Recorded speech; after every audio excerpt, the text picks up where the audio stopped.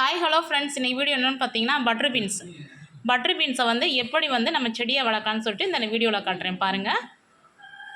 Butter பீன்ஸில் வந்து நல்ல முளைப்புத்திறன் கொண்ட நல்ல முத்தின விதைகளை இப்படி தேர்ந்தெடுத்துக்கணும். பாருங்கள் எவ்வளோ அழகாக முளைச்சி வந்திருக்கு பாருங்கள். இந்த மாதிரி விதைகளை தேர்ந்தெடுத்துக்கு வரணும்.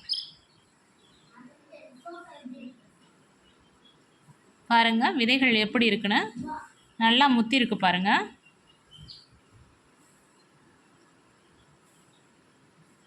இந்த மாதிரி நல்ல முத்தின விதைகளை எடுத்துக்கிட்டு நம்ம தயாரித்து வச்ச உரங்கள், தேங்காய் நார், அப்புறம் முட்டையோட ஓடு, அப்புறம் வந்து தொழு உரம், இது எல்லாத்தையும் நல்லா கலந்து ஒரு 2 டேஸாக நல்லா ரெடி பண்ணிட்டு வரணும். ரெடி பண்ணி வந்ததுக்கப்புறம் ஒரு சின்ன தொட்டி எடுத்துக்கிறோம். தொட்டியில் அந்த உரங்கள் எல்லாம் போட்டுட்டு இந்த அதிக முளைப்புத்திறன் கொண்ட இந்த விதைகளை ஆழமாக நோண்டக்கூடாது. லைட்டாக மேலாப்பில் நோண்டி மண் தெரியாமல் இந்த விதைகளை நல்லா மூடி வச்சிடணும். மூடி வச்சுட்டு பார்த்திங்கன்னா ஒரு 10 நாளையில் அழகாக முளைச்சி வந்துடும். இந்த முளைச்சி வந்த செடிகளை நம்ம வேறு இடங்களில் நடவு பண்ணிக்கலாம். பாருங்கள் விதைகள் இது மாதிரி தான் தேர்ந்தெடுத்துக்கணும்.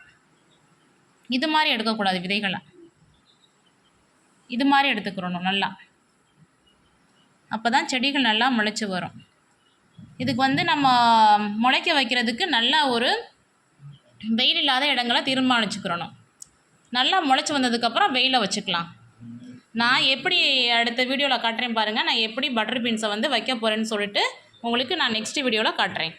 அவ்வளோதான் ஃப்ரெண்ட்ஸ், இன்றைக்கி நம்மளோட வீடியோ பிடிச்சவங்க லைக் பண்ணுங்கள், ஷேர் பண்ணுங்கள், மறக்காமல் சப்ஸ்கிரைப் பண்ணிவிட்டு பக்கத்தில் இருக்க பெல் பட்டனை கிளிக் பண்ணுங்கள். அப்போ தான் நான் இதுக்கப்புறம் போடக்கூடிய வீடியோஸ், டிப்ஸ் எல்லாமே உங்களுக்கு நோட்டிஃபிகேஷனில் வரும். Thank you friends.